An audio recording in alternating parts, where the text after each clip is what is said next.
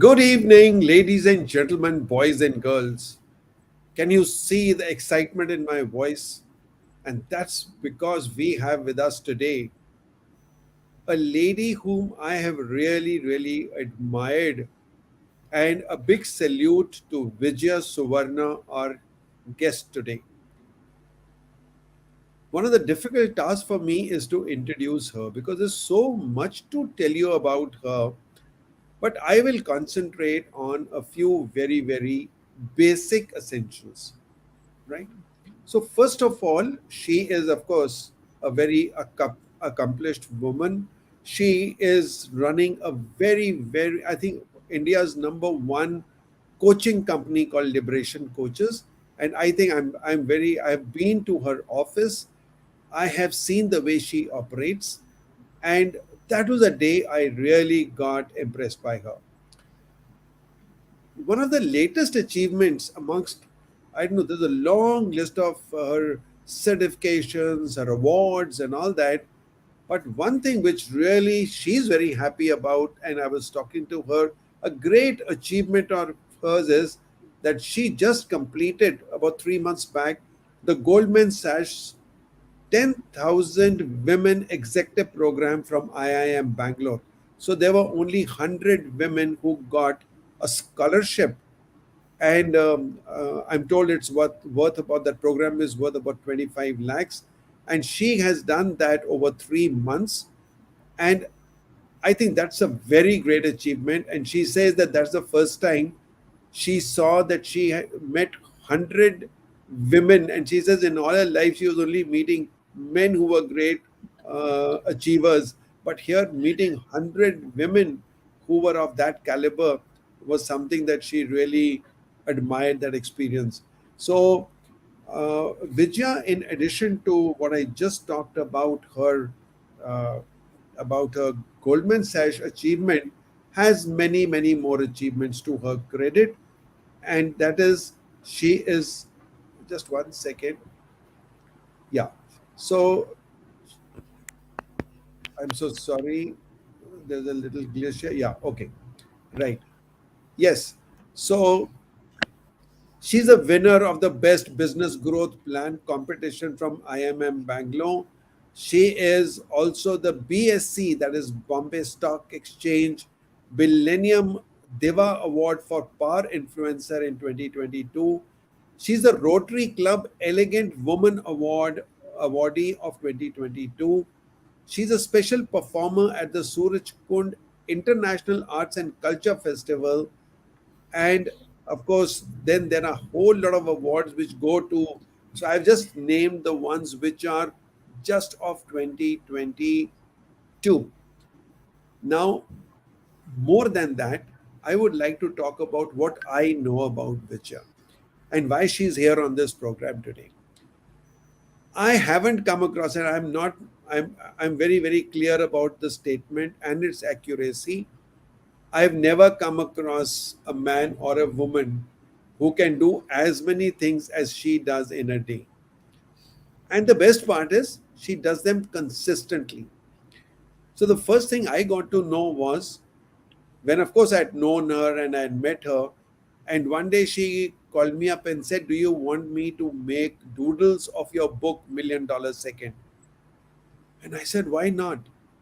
And then I saw her making a doodle every day. And I rang her up to say, "What is this 1, 4, 5, 6, and date and all that?" So she says, this is the number of doodles. And I'm told she had done doodles for 1 year before she started numbering them.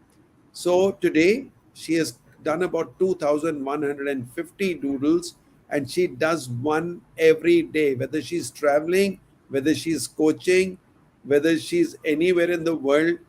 But she does it. If at all she's not able to post it that very day, maybe she does two tomorrow, but the count doesn't suffer at all.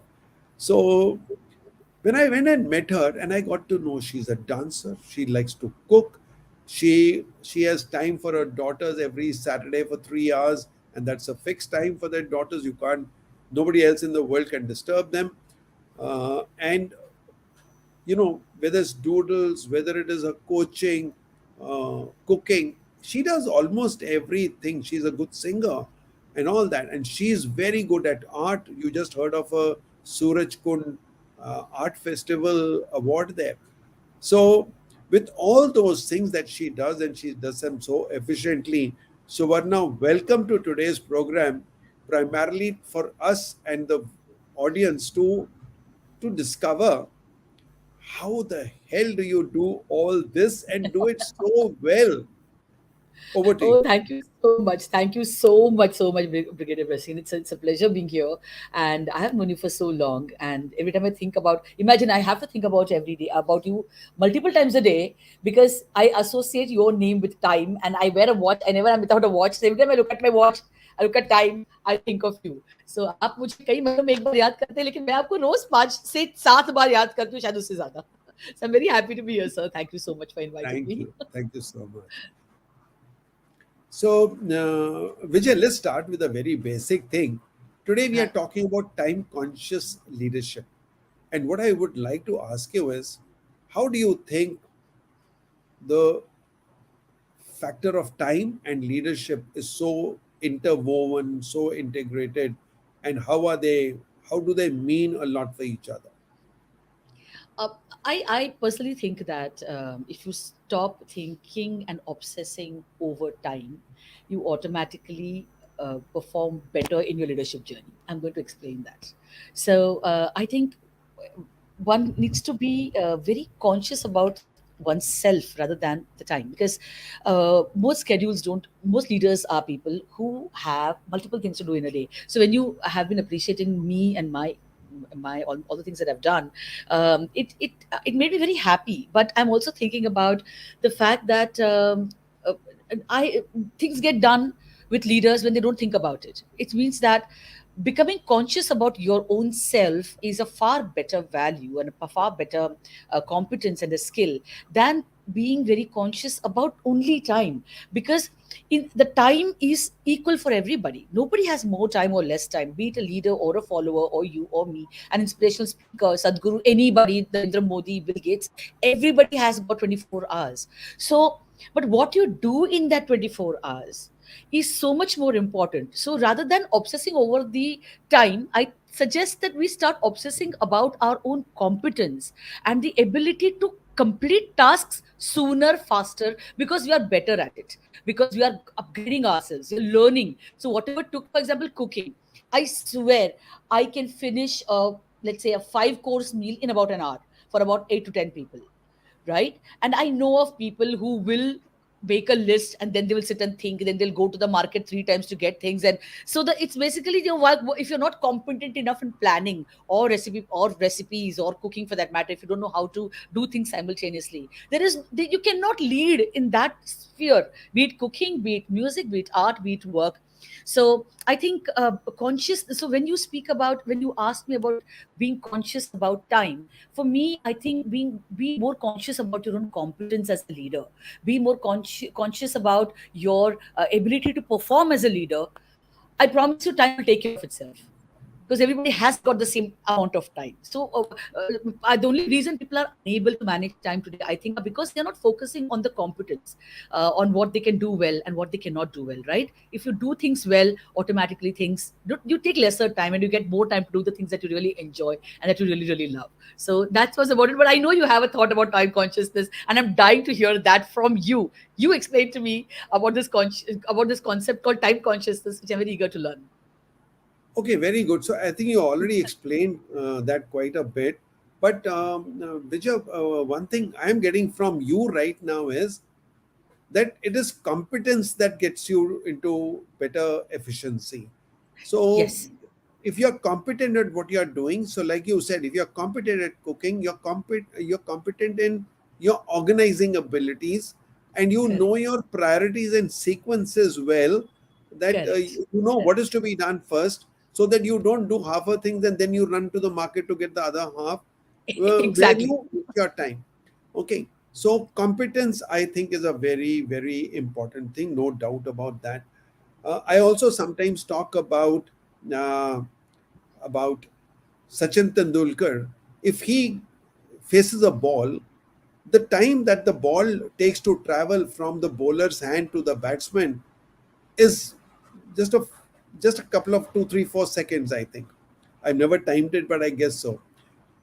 And it is in those 2 3 4 seconds that he decides how to play that ball. Now, Absolutely. why is he better? Because he's practiced for so many years that in those 2 3 seconds he can do more than what other players can do who get clean bowled. Absolutely right. So competence is very important. We have with us Dave Buck talking about his. So you see his comments. He says obsessing about our competence. So thank you for the wisdom. So Dave Buck is he was on my show about 2 weeks back, and Oh, he great. is absolutely a time management guru from USA, and we are in Awesome. collaboration. We do a lot of work together. Okay. Awesome. So Awesome. thank you, Dave. Thank you for joining us. Right. Now, when I've been talking about time consciousness, I actually mean, I just want to elaborate the same thing that you said, that I am not looking, I always say time management is dead. Why do I say time management is dead? Time management, the way it was taught to us in uh, David Allen's time, 40s, 50s, and all, those were times when you had a lot of time available. If you wrote a letter in Mumbai, to get a reply would be 8 days. So you had enough time to plan when the client gets back to you. But today it is in a couple of seconds. If you don't respond to somebody in an email or WhatsApp, you get a question. Arey, I sent you a message 5 minutes back, you haven't responded. So that means today those time management principles, those tools that you got are no longer so efficient. Basics are there, fundamentals are there, but the application is changed. So another thing that I say is that when it comes to managing time, there's nothing called time management. It is actually life management, right? There's nothing called time management. What you're managing is yourself. What you're managing is your work. You're not managing time. Time could be managed if you said that today I'll work 25 hours so I can work 23 hours tomorrow. That would be managing time. So actually, when we talk about time management, we mean self management, work management, life management. And then when I say time consciousness, I mean that it is integral. It is, you don't have to make a separate effort. It is a part of your life. It's a part of your DNA, that you have become habitual of doing things efficiently, smartly. Like you said, you do quicker, faster, smart, so that you can achieve good results, and that becomes a part of your life. It's your DNA. So really speaking, it means that it becomes a subconscious mind function. It is no longer a conscious mind function. And that is how it is that you become a time conscious leader, right? So, having said that, uh, I would, I feel that as you become a leader, or even if you're already an existing leader, and let's say you go to a new organization, you will have your bosses, your subordinates, everyone asking you, because the boss will like to brief you and tell you what he expects out of you. The subordinates would be saying, what do you want us to do? And then you would be having something to do with the clients and something. So there's so many things happening, and that is where a leader gets overwhelmed.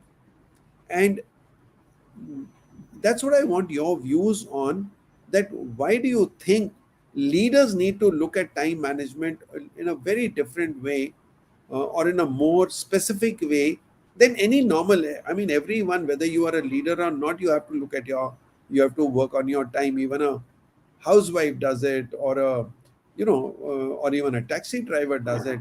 But when it comes to leaders, why it's so important? So you're right.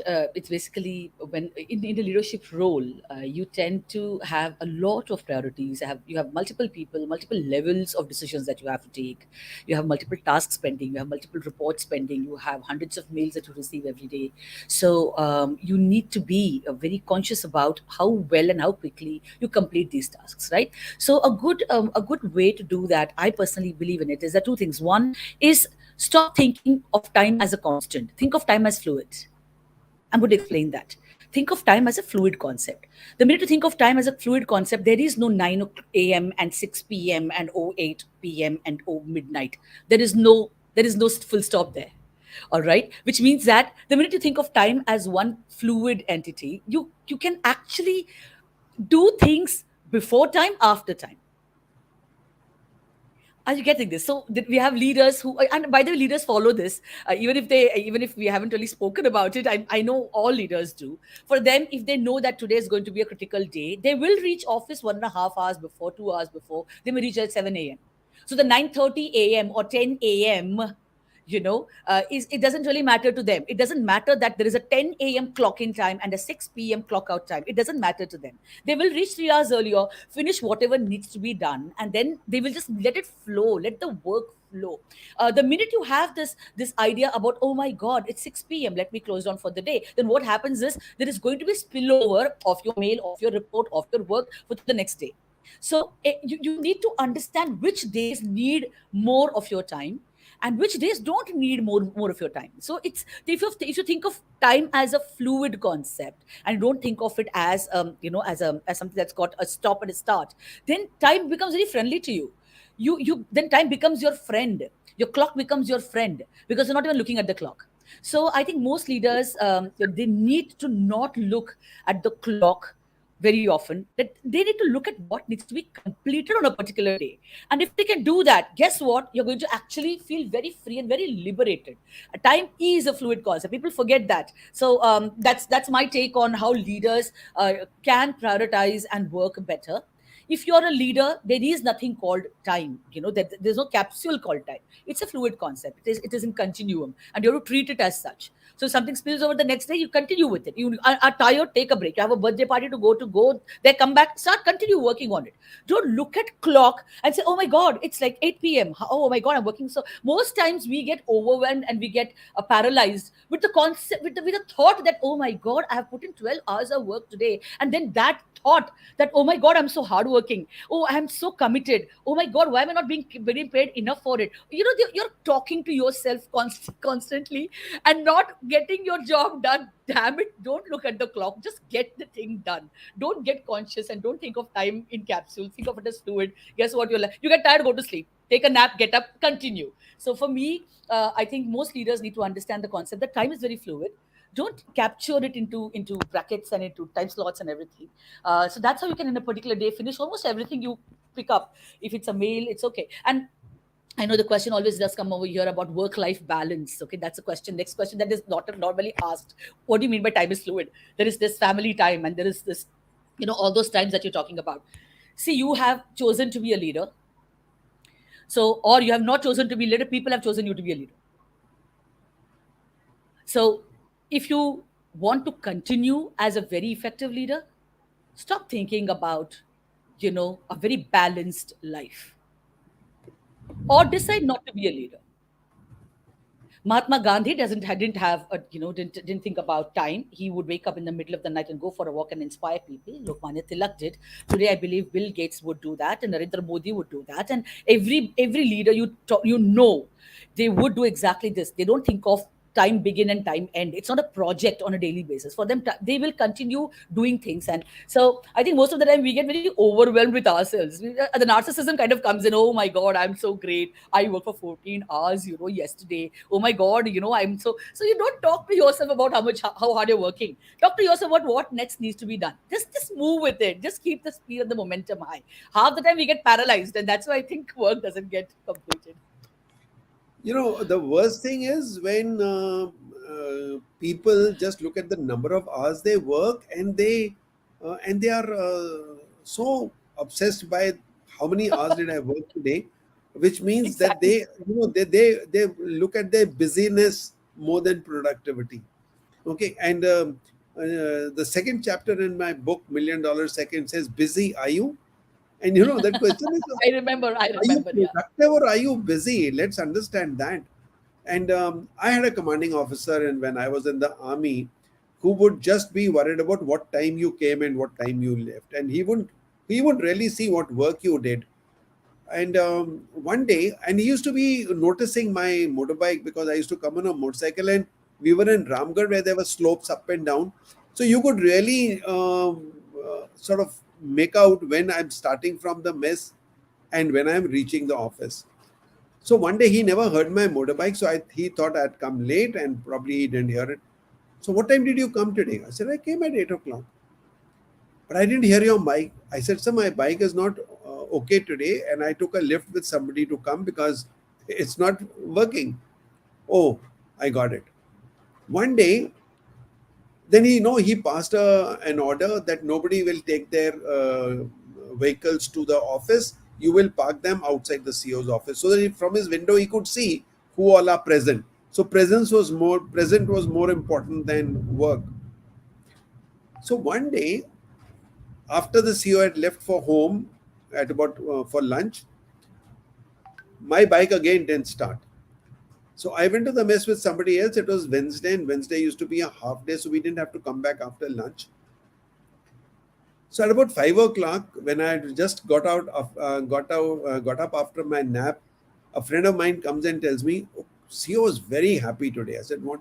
He says, see, Sushil is even working on a Wednesday afternoon.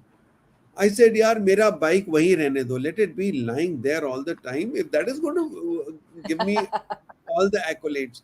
The point is, we should look at what work have you done. And I think all of us at some stage start looking at, do you come on time? Coming on time, you may come on time. There are people who come to the office before time, and then they spend half an hour going for a smoke, then reading the newspaper. By the time they get down to work, they've already spent 1 hour. There's another person who may come just 5 minutes before, but within 5 minutes he's on his job.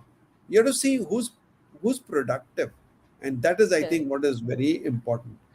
Okay. And I just want to add something here. So I think if you're talking about leadership, leaders don't come 5 minutes before time. Leaders come 1 hour before time. I mean, it works for me, right? Because you have to reach there before everybody else. Because then you make your list, you prioritize your task, you clear off your mails, you write down who needs to be instructed on what, which is a priority today, what allocation do I have to do, what resources do I have, do I need to wind up by 4 today, do I have an important meeting? So I think the timing for me personally, what works for me is when something, for example, if I'm going for a coaching session and it starts at 9 o'clock, I'll be there at 8 o'clock.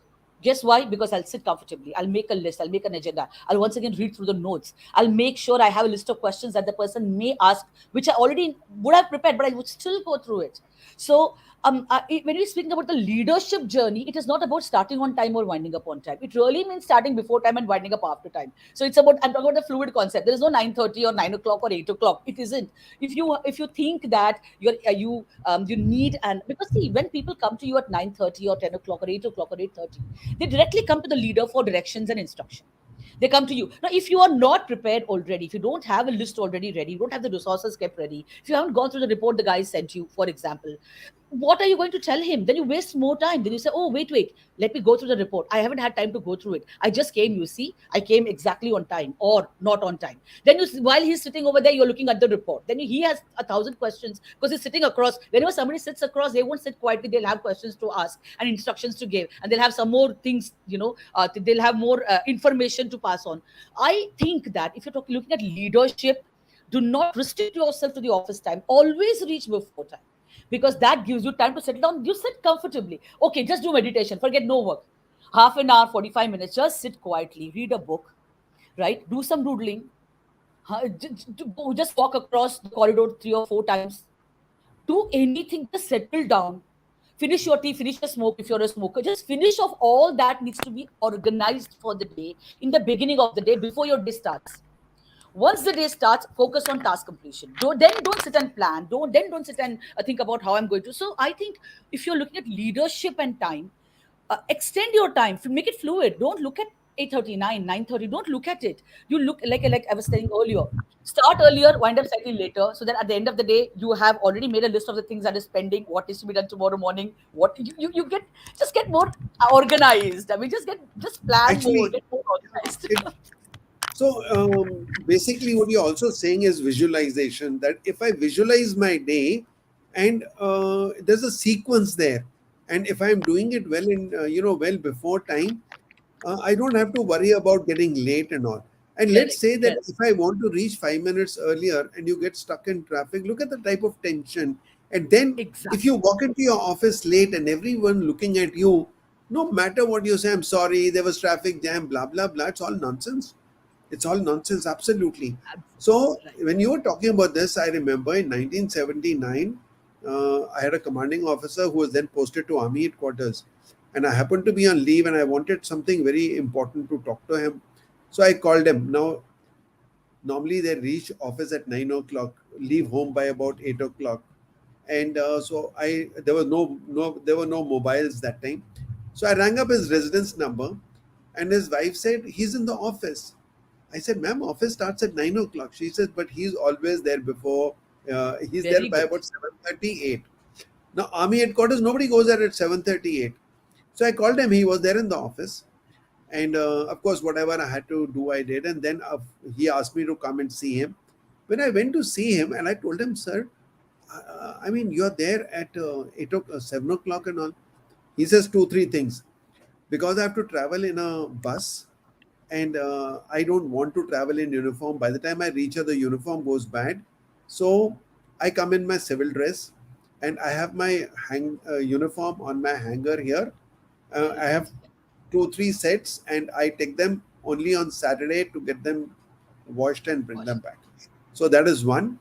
Secondly, when I come here, that I'm no longer in any tension of reaching on time and all. And this is my 1 hour or 1.5 hours where I sit down and plan my day. I learned Excellent. this in 79. So, Varna, I think in leadership in the army, particularly, is learned all from your bosses, all from your, Right. you learn so much from them practically.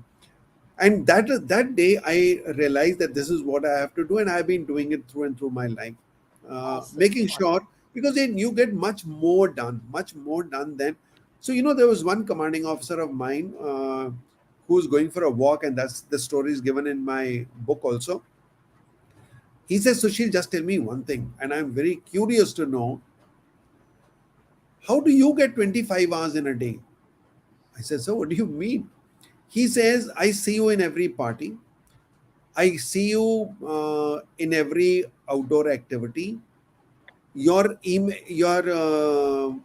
not emails, your mails come much earlier than other company commanders do. You send out so many greeting cards. You're so social. How do you manage all this together? I said, I don't know. I really didn't know. I mean, I was not doing anything special. But that is the time I got down to question why are others not able to do and why I was doing. And the answers are in all what you said just now. Right. So it's very, very true. Now, Vijay, I would like to go a little more specifically into what I saw you doing. When I say you have a very efficient office running, you do so many coaching programs, you are doing more than one businesses, you have multiple tasks which are official, yet you do a doodle every day, you do your singing, you do your dance practice, you uh, cook, you have time for your family which is dedicated time. How do you manage all this, and why is it that you are able to do it and others are not able to do it? So, all right, so I'm going to add some more and just make everybody envious out there. So, I read every day, I write every day, right? So, it's not a doodle, it's not just doodling, it's writing. So, it's reading. So, he knows about it. So, his book, I had written I really enjoyed reading the Million Dollar Second. Remember, I contacted you personally to tell you it's beautiful, and I was so happy to contribute there. So, I read every day, I write every day, I do sketch every day. So, this is my sketchbook here, right? And I have kept over here. So, it has, like, for example, yesterday the topic was I'm on an app which has the topic was horn. So I drew a hornbill. Can you see this? Yeah, right. Pretty, right? Yeah. So Beautiful, beautiful. Yeah, yeah, yeah, it's yeah. pretty. I know. And this is, I mean, the writing that I'm reading a new book called The Art of Consultancy by Calvert Markham, and so it's like the reading and the doodling every day that I do. So the question is how. The question, the it's like this. So I never sit without something in my hand. I also watch movies. I do a lot of time pass activities too, and I also so the magic is in the fact that never sit idle. Don't sit idle during a work day or during the day. Don't sit idle. Don't for even for a moment think about, oh, okay, now what do I do? I have 5 minutes, so let me just sit and watch Netflix or something. Don't waste time. Always ensure you have a book near you. So I have a book next to me. So while I was waiting for me to connect to you, I already had finished about two paragraphs of the book. Just two paragraphs, not even one page, but two paragraphs. I already have an outline of the next drawing I want to do today. I already have looked at something. So what? So you never sit without anything. Sit with something. If I was writing away, do always keep a notepad and pen handy. Just write down what next. So if you are going to be utilizing that, believe me, I'm going to tell something, this something very important. The most important thing is, it is never time you lack, it's intention. I'm repeating this. It is never time you lack, it is intention. Right? If you have the intention, you will do it. Otherwise, I can give you an entire year to do it, it will still not get done. For example, there are people who want to write, they've been wanting to write a book. You are an accomplished author. People have been wanting to write a book for a very long time, and they have been obsessing over writing the book for the past almost a decade or several months, and then they're like, I will write, and they do write well. They have beautiful thoughts. The fact is, why does the book not get done? The book does not get done because you're supposed to sit and write it and complete it. Don't get up. Don't go to the loo 100 times. Don't go and have cups of tea and then go and have a party out there in the middle of your writing of your book. Focus on the task on hand. Finish it and then get up. Like, for example, the last book I finished, it was 226 pages, which I finished in 3.5 days, and half day for proofreading and everything. So I actually finished a 226 pages book in 4 days, just 4 days, because I had decided I'll finish that book. I wrote that book 18 hours a day, slept for just 4 hours, just woke up, went to the loo, brushed my teeth, I came back, continued writing. And before I wound up for the day, I made notes of what are the thoughts in my head. If I had to go to sleep at some point of time, eyes were burning. So it's not the time, it's your intention. If somebody had paid you $1 million for your that book, you would have finished it anyway. Today there is nobody, you're not accountable to anyone. There's no one asking you where is the book, and that's why you're taking your own time. So it's I really feel that it's not time, it's intention. If your intention was absolutely bang on, anything, any task you take up during the day will get accomplished. So for me, reading, writing, the artwork that I do, the music class, like for example, today I got ready at 4:35. Right, and had 10 minutes because 4:45 I was supposed to log in. So at 4:45 I tried to log in, couldn't. I had 5 minutes when I read a book. But between 4:35 and 4:45, I was already practicing a song which I'm supposed to perform next month in my music class. It's called RTM showcase. So you have very evolved singers and musicians who actually log in. This academy is run by Mr. Sonu Nigam, called RTM. I'm undergoing music lessons from them, and my teacher wants me to sing in their showcase. They have a monthly showcase. They invite certain students who sing well, and they ask them to perform in front of an audience of, I mean, seriously, hundreds of them. I had 10 minutes. I just finished singing that song twice, whichever song I'm practicing for next month.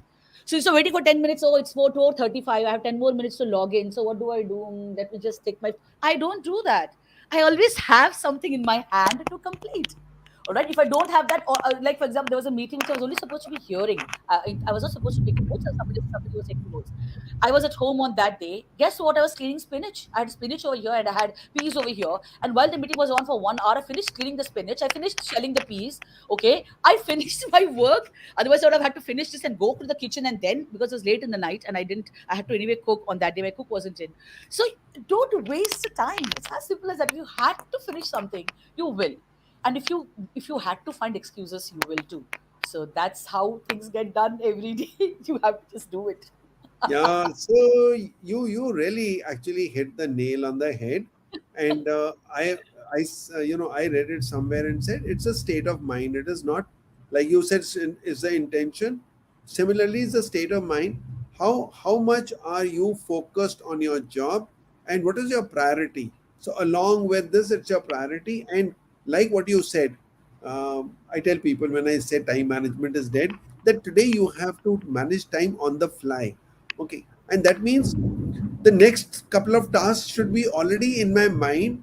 If I get Correct. stuck on traffic, I don't have to say what do I do. You Correct. know, so I already know that I have to clear something on my phone. I have to delete some files. Something which doesn't require any mind. I also Right. talk of a time wave that When am I most receptive? That is the time I want to do my book writing, my reading, when I need to be receptive. And when I'm a little mentally fatigued, that is the time I can do all those type of things which don't require my Correct. intelligence or my thinking. They're just routine jobs. They take away Correct. your time, but they're not consuming your intellect. So if those things are balanced, I think it's very, very simple. Uh, I think I've realized one thing, that I think we are quite similar on the same page as far as this thing is concerned. That there are things happening. Nobody can ever tell me that you saw me sitting there doing nothing. Correct. How do you do nothing? I have not known that. You see, True. Very true. once I had finished my command and I went to a course called Higher Command. That was the first time. That was literally after 1 o'clock. There was no work, there was no homework, there were no assignments, there was nothing to do for tomorrow. Okay. So one day when my mother rang me up and she says, "How are you?" I said, "Oh, I'm so happy. There's no work and I'm absolutely relaxed." So she says, but she was talking to my Sahik, who said, नहीं साहब तो उतना ही busy रहते जितना उधमपुर में थे. She said, but he was saying that. I said, because he has never seen me doing nothing. So yes, I don't have any office work. So that's the time I learned my computer. In my higher command, I mastered my Excel and my Word and all, because I had a computer and there was so much of time to learn something new. Okay, there was no internet that time, but of course you had this. So my point is, I did a lot of reading those days. I did a lot of, there were a lot of things which I used to say, when I have time, I'll do that. So that's the time you take out your list and say, no, you got the time, do it. Yeah, so very, very right about that.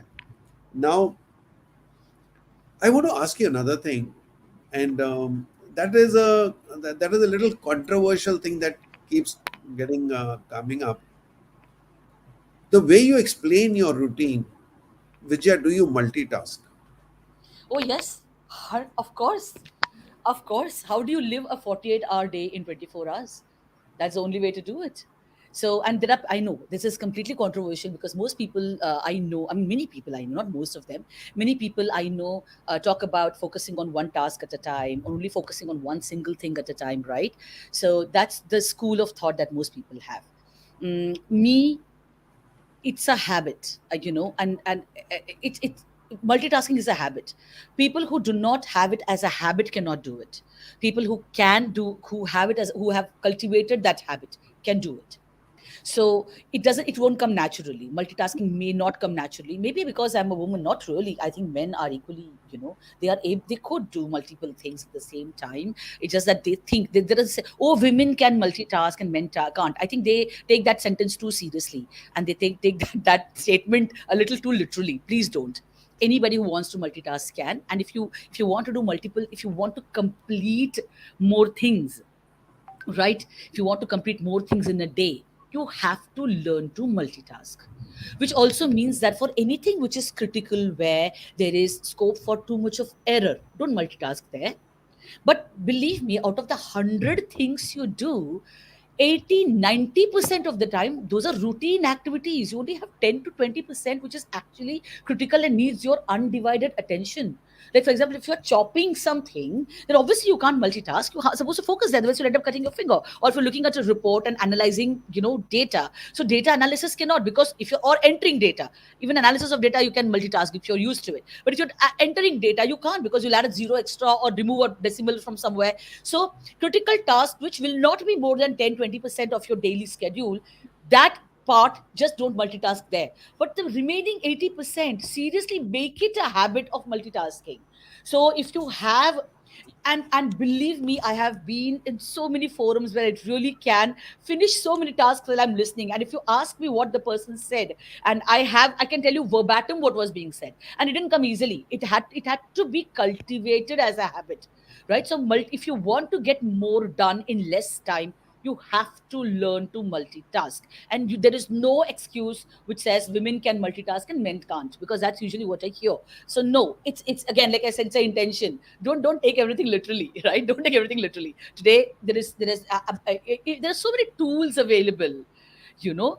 There's so many tools available for you to do multiple things at a time. Keep, for example, when somebody is downloading mails, they will sit and twiddle their thumbs. Why are you twiddling your thumb while the mails are getting downloaded? Don't sit there till the mails get downloaded. It will take 5 minutes. In 5 minutes you can finish reading half a paragraph.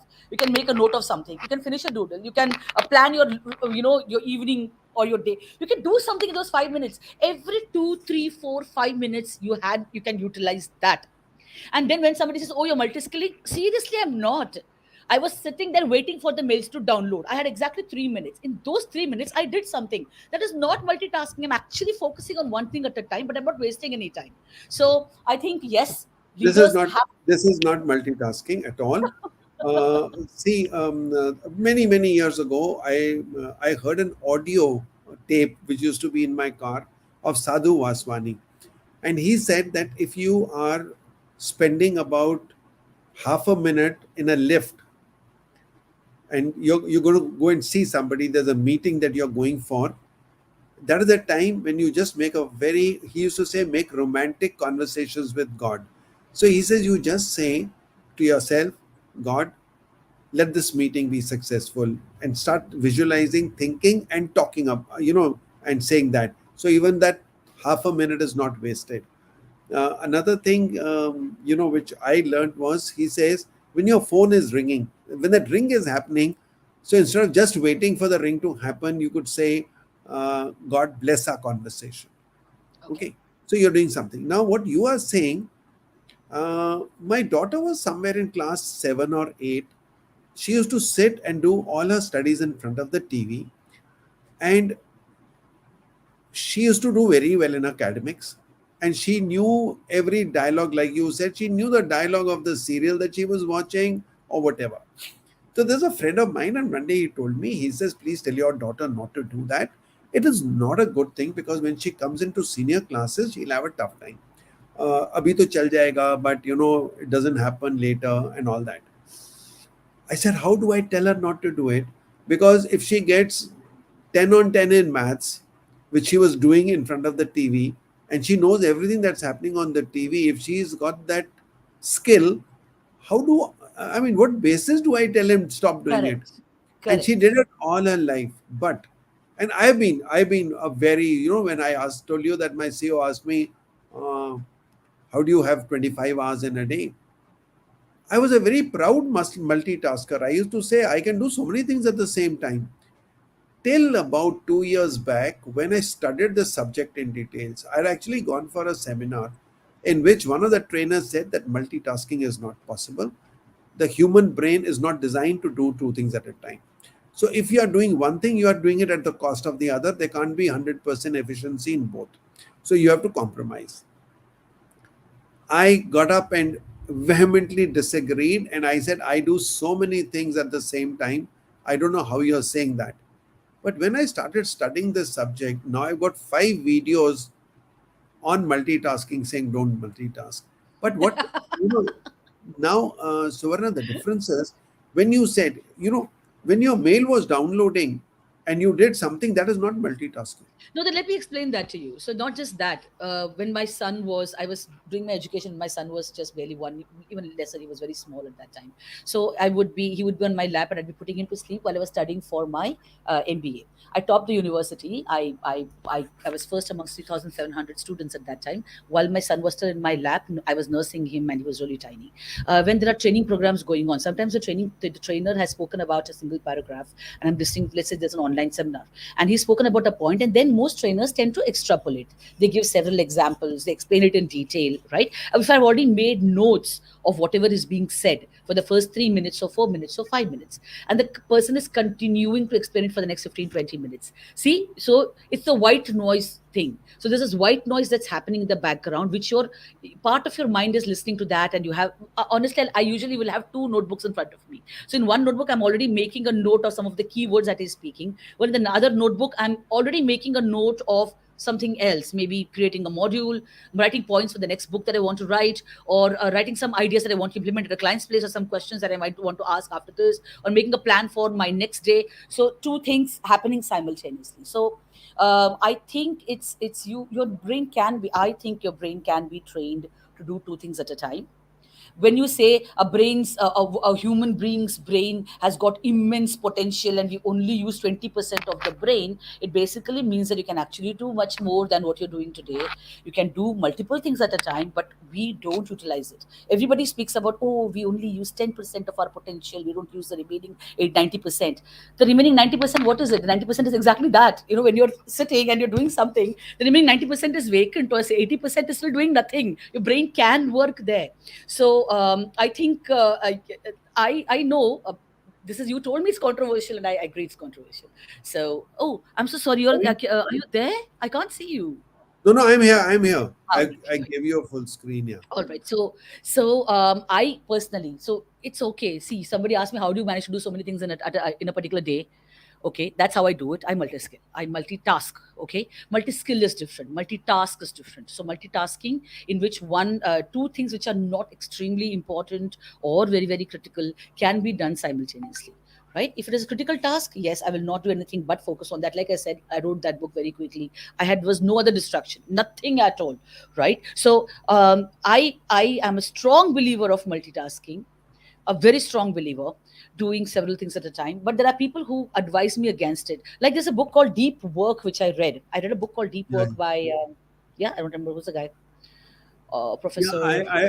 I've seen that book and I have not read it, but Yes, I've glanced through I it. have read it. He speaks about deep work. He speaks about how Carl Jung had a separate, secluded home where he would go. Every time he had to do research work, he had to write a new paper, or prove a new theory. He would isolate himself from everything. He would not look at his correspondence. He would not meet people. Meet people. He would not be on the. He would not do anything but focus on completing that work.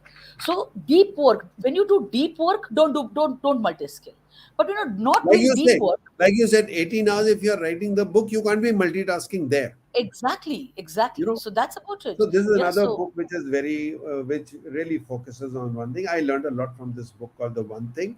And but you know what I am understanding from you, which is resonating because I've been doing it also, is that you have to understand what is multitasking. So if you see those 5 videos which are based on a lot of study that I did, I read a lot of psychologists point of view of why they said multitasking is not possible. It is where you are doing two critical things together. For example, right, right. today when I see people who are on a two-wheeler with a phone, that is critically dangerous. Now this Absolutely. multitasking is no, no, no. No, no, Okay, no, no. but if you are cooking and listening to a podcast, obviously it's okay. There's nothing wrong because neither your cooking is going to get Exactly, affected nor the podcast is going to get affected. exactly, Because I exactly. don't have to really put my headphones and of course there are some podcasts I listen with my headphones with my notes that I keep writing notes. That is Right. okay. But if you're just wanting to listen something for general knowledge, okay, like my wife always does, she's always playing her games on her iPad and she's sitting in front of the TV and she listens to a lot of these analysis and all.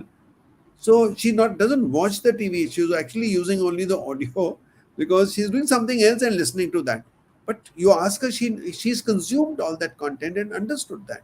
So I Right. think there is something to be Correct. understood there. Don't do Correct. two critical things Critical or two tasks. Correct. or serious things together. But if you Exactly. can combine, like if you're watching on the TV and looking at the news and reading the newspaper, you certainly Correct. can do it. I'm having Absolutely. I'm having a cup of tea and reading a newspaper. Although I've again heard some very great gurus saying कि जब चाय P रहे हो तो खाली चाय पियो. Don't do anything else. You should enjoy every sip of that tea, okay, or every lick of that lollipop. Which I feel that that is not my way of doing things. I'll No, no, rather one can do it once in a while. Don't like I said, don't obsess over it. Like, I mean, oh, हम चाय P रहे हैं तो दिन में आप दिन में 8 बार चाय पियोगे तो क्या 8 बार क्या? You will be focusing half an hour on the tea. अरे 4 घंटे हाथ से निकल गए just because आप चाय की चुस्की ले रहे हो. What the hell? Do it once a day. That's more than enough. Not the remaining time. Okay. So, yeah, yeah, I agree with you. I agree with you. Okay, there's a then question here, I think, from Mr. Tarun. yeah, I'm coming to there are two three questions that have All come up. right. Yeah, okay. So now I want to bring this one factor now, that weather. you are capable of multitasking or you're skilled to multitask, like you say, or you're not. But when it comes to leaders, leaders have to multitask. Absolutely. And when it comes to have to multitask, because you know what happened, in my leadership programs, I also use some psychometric assessment tools. And in one of those extended desk tools, there was a column for multitasking for leaders. So I asked this lady who has taught me all that extended desk, and I asked her that feel that as a time management person, I say don't multitask. But here you're saying leaders' capability of multitasking is important. And then over a discussion, what we felt was that here the multitasking which leaders have to do means that I may be focusing on one thing. Let's say I'm in a conference today and I'm focusing on this. But what's happening on the other three tasks, I don't have to do it myself, but I have to have a monitoring system to make sure that the other tasks are getting done. So it is not Correct. doing those tasks, but you can't say, oh, as a leader, I forgot to monitor. That Correct. monitoring is your responsibility, 100%, and accountability is yours. So if somebody is doing it, not doing it, that that control has to be, I don't say control, but that uh, that information Control has is to be good. with Control is you good. to Control is the override. right word.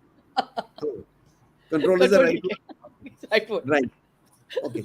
So now the last question I want to ask you before we go to some of the questions which have come up and we want to certainly take them on.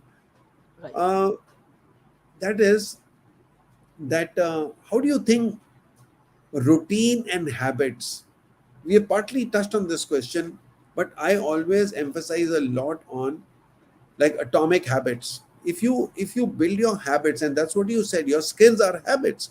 So if you follow a certain routine, and you of course you can deviate, like if you are traveling the routine gets deviated, but in your normal circumstances, if you follow a routine and you have good habits, and wherever you're not able to do what you want to do, you work on your habits and change them.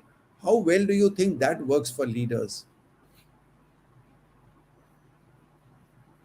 Your routine and your habits are everything. It's They're what everything. It's is everything. everything? I mean, it's everything. The routine is everything. So when I say routine, I don't mean time. 3 o'clock I will do this, or 5 o'clock I will do that. I'm not talking about that routine. I'm talking about completing a particular task that you had set out to do on a particular day and sticking to it, irrespective of what time it takes, irrespective of how long you have to sit and complete. Because if you don't complete it today, that same thing will come back tomorrow, and there will be three more things waiting for you, and then everything snowballs, and then you have no control over your own life. So routine means if you make a list of things to do, make it a habit to complete everything by the end of the day, before you take a break or before you wind up for the day. Don't keep tasks pending. If you keep tasks pending, you know next day morning there are five more tasks that are going to be there, and you lose by the end of 3 or 4 days. You're so overwhelmed because that one day you decided to take a break and go home early, or sleep early, or go watch a movie, or sit and do nothing. That just that one day is enough to kind of overhaul, or I would say overwhelm you, and completely overhaul the way you have set your life to be. So I think your routine is everything, but routine is about number what are the tasks you need to complete in a particular day, rather than the time you need to do it. For example, if you have set yourself a time that I will go for a walk, go for a walk. Don't say I will go for a walk at 6 p.m. or 6 a.m. You said you want to go for a walk, you have 24 hours, go for a walk any single time of the day. So you know that task is completed. And every time you tick mark, you feel so happy and so motivated. You want to continue that the next day. So it's about tick marking that thing and saying, ticking and saying, I've done this, rather than saying, oh, I did not do it at 6 o'clock. I did it at 6:15. See? So I think the routine you set for yourself, let me also tell you very honestly, do as many things as you can in a day. Make an infinite list of things that you need to do in a day. Make it so much that you don't have a moment to think about what's next. Just and add things. It doesn't also all have to be work. I believe you should have a lot of quadrant two activities in your list, right? Something that is I would say not urgent but very important. It could be about upgrading yourself, attending a course, doing some reading, or learning something, or memorizing something, or going through a report. It is not critical, but always keep things so right, and don't overwhelm yourself. Don't say I'll finish this today, or don't say I'll sit from 7 o'clock to 8 o'clock and finish this. It's not going to finish between 7 o'clock and 8 o'clock, because you're going to come at 7:15, and 7:30 there'll be a call, and 8 o'clock suddenly you say, oh, it's so. Don't jam pack your schedule in terms of time. Keep that part fluid, but make it a point to write down as a matter of routine and habit to complete everything that you have set out to do in a particular day. If you do that, you guess what, next day you'll actually have free time. And if you can make that as a habit of completing your routine for the day, completing the task for the day, guess what, you have so much time. Every 2 or 3 days you'll have ample amount of time to do whatever you want to do. So there is enough time. Most people get overwhelmed because they allow the spillover to happen. They don't complete their routine of the day. So when they say I'm going to in the evening do X, and they don't do it, next day it's X square. Third day it's X cube. Then it's X raised to 4. And it's just gets keeps getting postponed. And then you feel overwhelmed. So if it is X today, complete it. 9, 10, 11. So don't put a time to it. Rather keep it as something that is to be completed on a particular day. So yes, habits. And which habit? No, it's about the habit of completing what you start. I'm not saying this. Stephen Covey is saying this in his book, Seven Habits of Highly Effective People. He says, Yeah. finish what you start, right? Finish what you start. Don't get up till it's finished. So if you do that, then you will find and make it a habit of completing what you start. Keep that. Yeah. Be a Let that be finisher. the only routine. Yeah. Yeah. Let that be the Yeah. only routine. So, yeah. Yeah. So one day, there's a friend of mine who rang me up at about 11 o'clock, and she says, "What are you doing on the road at this time?" So I said, "I'm going. I'm on a walk." But how did you come to know? She said, "I just crossed you in a car, and I found that you are in your sports kit walking at 11 o'clock." So I said, "Yeah, I have a goal to do 5,000 steps every day. So I done 2,000 in the morning. There were 3,000 balance, and before I sleep, I have to do that." Excellent. Yeah, So exactly. I think it, and what you said, that, when you tick mark, you said, and that satisfaction it gives you is a very good thing. And today, when Yes. you have gadgets like this that you can see in your pedometer, how much have you done, or you're measuring and having a goal to go forward, that gives you that excitement. So Correct. I think And that's I also very, wanted very to say something important. that when you finish your routine and you have spillover time, leftover time once in a week, once in 10 days, imagine you can do something really special for yourself or your family. You can go for a massage. You can sit and give a head massage to your daughter, or you can give a neck massage to your husband, or you can cook a sumptuous meal for them because you got those 2 hours extra. Or you can do so many beautiful things and create such awesome memories because you completed your routine when it was supposed to be completed. So you have leftover time. So you actually have, and you can enjoy it. You can enjoy that time. Otherwise, if you don't complete it, your mind is not in enjoying that moment. You're anyway elsewhere. So every time you complete your routine on a particular day, you get more time to do the things you really love to do. So yeah, that's about it. You know, in addition to all what we have said, I don't think I came to this planet to be productive and produce results and be successful. I came to this planet to live a happy life. And if I cannot make myself happy, then all this is futile. If I'm doing it with pain, and I'm at the end of the day, I'm saying, oh, ye nahi hua, or ye hona tha, or something. I'm not living my life happily. And along with all that we have said, I feel there's a certain amount of flexibility. There's a certain amount that you can't be overwhelmed that today something happened. All your plans have gone for a six because somebody in the neighborhood died and you had to go for the cremation. All your tasks got pended. You have to accept all these realities and be a little flexible and see, okay, what priority works. Now, in that matrix of important and urgent, which Eisenhower gave us many years ago, there was no emotion there. And Rory Waited, in one of his TEDx talks, explains it so beautifully. He says, I and my partner were going out for a very, very, very important client meeting. So he said, I reached his house well on time, and I was waiting for him to come out so that we get into the car and go for the meeting. And he says, as he came out from his bedroom, all set to go, his daughter, 7 years old daughter, came from behind running, clung to one of his legs and says, Daddy, where are you going? He said, Daddy is going to work. And he says, she said, no work today, daddy. You have to spend the time with me. So Rory Waiton in his humor says, I realized two things at that particular moment. One, I'm not ready for kids as yet. and, and he said, second, that at this moment, I think his being with his daughter is more important than that meeting. So sometimes your emotions also have to be catered for, and that's why I believe in something called flexibility. As long as I know my priorities, कि, okay, I'll do this now and I'll do that later. So And can I can I share an idea over here, because I exactly with what he just said. I mean, may I? It'll take about 2 or 3 yeah, minutes. sure, I sure, mean, sure, sure, sure. yeah. All right. So I believe in this concept of creating core memories with your loved ones. It's called core memory. It comes from this thought of that movie, which is Inside Out. It's an animation movie. It's beautiful. So a core memory, basically. So the very reason that the daughter come to his leg and said that, stay today home with me and play with me, don't go to work. It's because that's because core memories were not created with the child enough, that the child was felt happy enough and liberated enough to let the father go to work, knowing that he will keep aside time for her. That's what I'm thinking right now, because a core memory is what you create with someone you love. Yeah, core memory is what you create with someone you love, where you keep aside time which is sacrosanct, and whatever else happens, that time is protected, and that time is what you spend with that person, so that when there is an emergency and you're not there for a birthday or a PTM or an anniversary or anything else for that matter, that person knows that that must be really critical, and that's where you have to go. Because if you had the time, you'll be creating more core memories. So for example, my children really don't mind if I'm not around for a birthday or an anniversary or one of their sports events and annual days. They don't really mind. That's because we have kept aside this time, which is very sacrosanct, which is Saturday nights, me, my son, my daughter, the three of us, we actually spend the entire night, because Sunday is a holiday, it doesn't really matter. You can actually wake up late. So Saturday night, we spend about 7, 8 hours together from midnight to morning 6:37. We see the sun rising and then we go to sleep. And then we wake up at 12, 12:30, 1 o'clock. How does it matter? It's a Sunday. You can wake up whenever you want.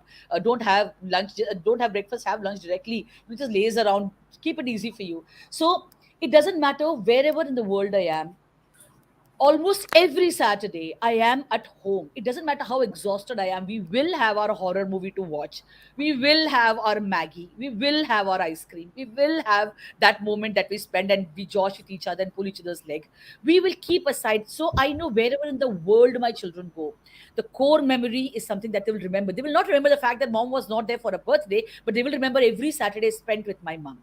Every Saturday we watched horror movies. There is no horror movie we haven't seen, right? We had so many Maggies. You can't imagine the kind of flavors of Maggie we've actually had in the night when we sat together. So if you can create core, for example, go take your wife out on every Wednesday for a date.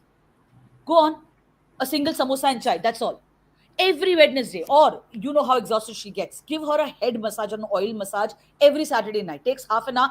It doesn't matter whether you don't remember the birthday or you forget some anniversaries. It doesn't matter. She knows that whenever every week on a particular day you took out time for her and you spent that with her, giving her a foot massage or a head massage, or you cooked food for her and said, "Listen, no cooking. I will cook for you today. No ordering food from outside. I will cook for you. Doesn't matter, namak, the salt is more or it's more spicy. It doesn't matter. She knows that you wanted to relax." So I think if you can create core memories with the people you love, they will forgive you whenever you're unable to give them time.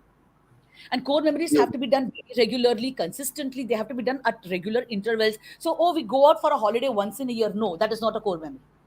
You have to go. So, something simple which is done regularly. So, every Sunday morning, Papa makes breakfast. That is the core memory.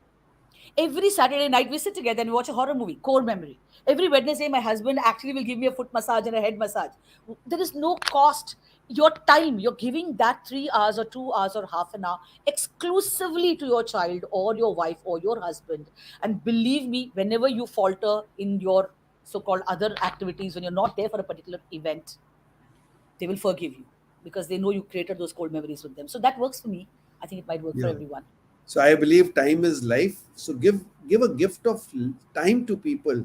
When you give them half an hour of your time, you've given them half an hour of your life, and that is a Correct. gift they remember. Okay, so Absolutely. that is great. So sometimes like what you said, I mean, it's not planned, but let's say I get up in the morning and I'm not in a mood to work today. So my wife has heard me sometimes. This happens very rarely, of course. When I say, today I'm going to enjoy my nothingness. Which means, no, I don't Good know one. what I'm going to do, and whatever comes in front of me, whatever I've been wanting to do, I'm not looking at my to do list. Today, I'm going to take a break. I just ring up my team and say, anything important, please handle it. Today, I'm not doing anything. Do something that also pleases you, because Correct. you have to live your life in a happy way. So, Vijay, I think we are okay on time now, and we must end by asking you to share uh, two, three nuggets which you feel from all that we have discussed are very important for leaders. When it comes to the crux of leaders being able to effectively use their time. Okay, so I'm going to start with the first one, which I was even making a note while you were speaking too. So I written over here: don't obsess over time, obsess over your competence. The more competent you get, the more work, more tasks will get done on time, before time. So you'll have more time, which is spilling over.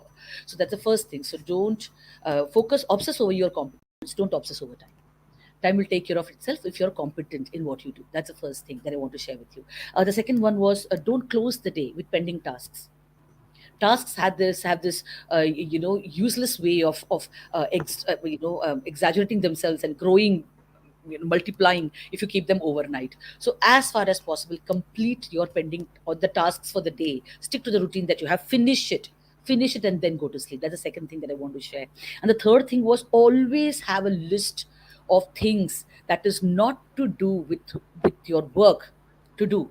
Always have a book to read, always have a notepad to doodle on, always have a list of songs that you want to learn or you want to by heart. Always have something to do, so that even if you get a minute or 2 minutes, you can do something you really enjoy doing. You can do something that you're passionate about. You can actually pursue a hobby. You can do something. So at the end of the day, if you really look back at your day, you have done both. You have lived your hobby and you have also lived your work. So then at the end of the day, you have the sense of feeling very balanced, right? So always have something that you love to do, or something that you're passionate about. Always have a list of things that you love to do, and keep it ready with you. Keep it in your bag, keep it on your phone. A list of movies, keep your watch list ready. Download and keep a couple of movies that you want to watch. It doesn't matter if that movie is going to take you one whole month, because you're only able to watch 5 minutes or 10 minutes every day. It doesn't matter. You wanted to watch the movie, it'll take you a month to watch it, so what? But so at the end of 1 month, you'll say, no, no, I was able to watch a movie. I was able to finish that movie. So you'll feel happy that you took out that 5 minutes and 1 minute and 3 minutes for yourself every day. So yes, every day you need to do something that you love to do. Leaders need to have a lot of balance. Yeah, they need to have a balance. They need to do things that they love, so that it keeps them sane. It keeps them at their best mood for others, and your followers deserve you to be at your best version. You can't have a half leader over there. You have to be a full 100% leader. And if you're a happy person, you'll be able to spread happiness and joy and knowledge and everything to your followers.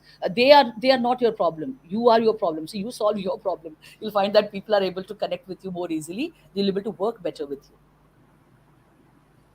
you. Yeah. So what you said actually comes down to that, maintain a balance. I mean, don't there has to be some fun, there has to be work, there has to be everything. Right. And you can do it all. You can do it all. There's no doubt about it. True. Okay. So we'll quickly just see if we can cover some of these questions. Two, three of them were very nice, which I like. So, Venkatesh said, does planning for work the previous night is effective?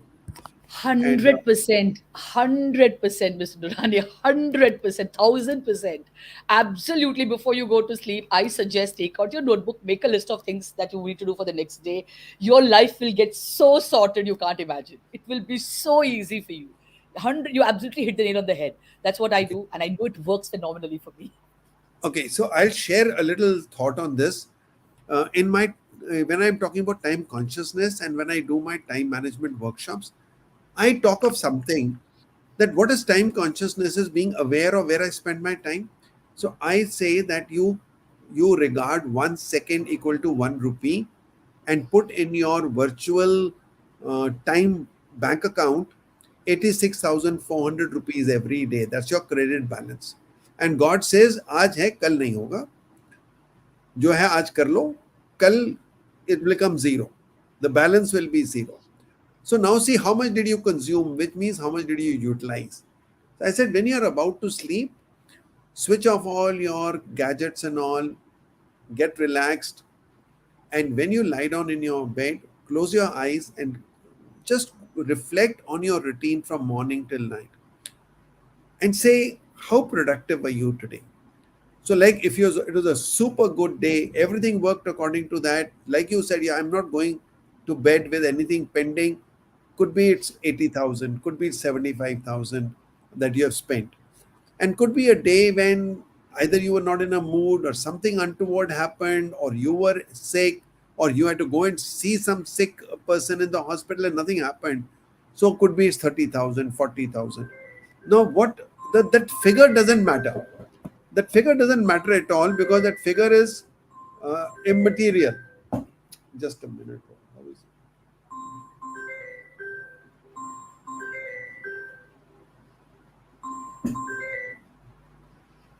I had silenced my phone, but some alarm is ringing. Okay, right. Okay. So I was saying that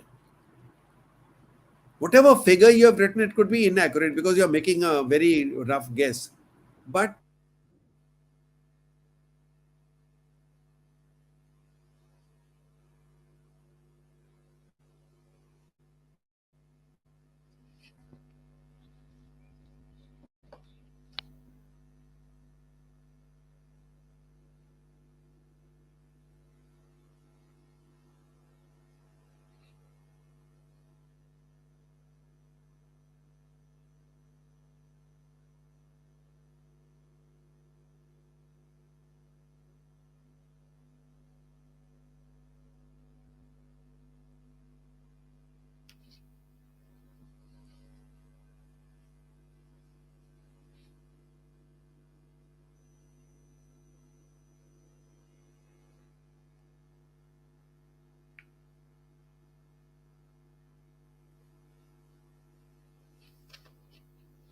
Can you guys hear me?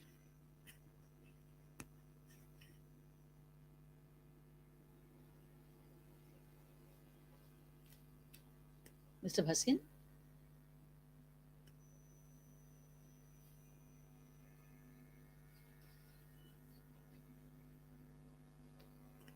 Can you hear me?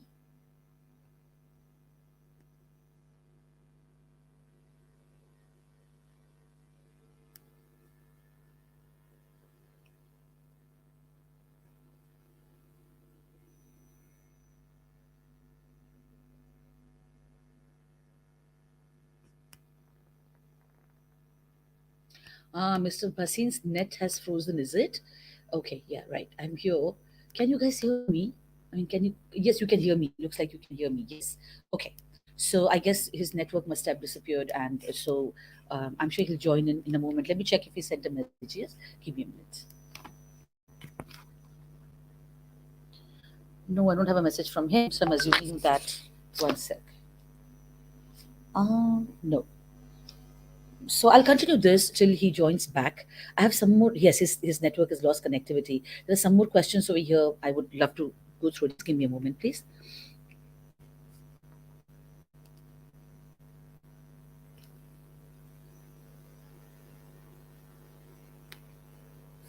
Okay, Mr. Kohli has a question. Does time with yourself help to improve your creativity?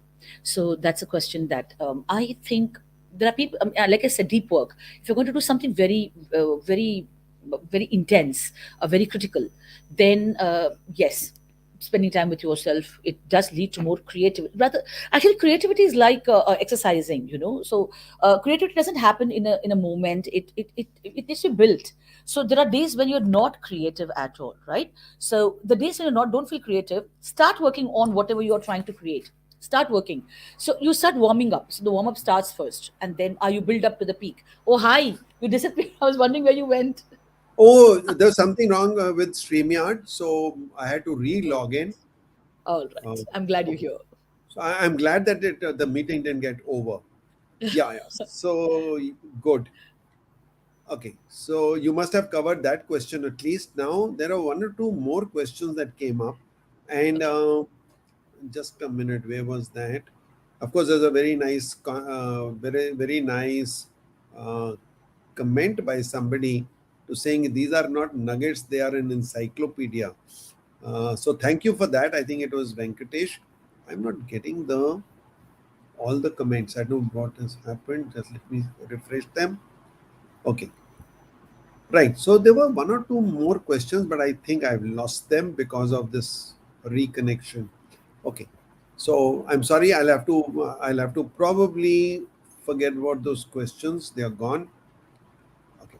Now, I just want to end up by saying that you saw earlier Dave Buck was here, and Dave Buck and I have collaborated, and he has some very good online tools.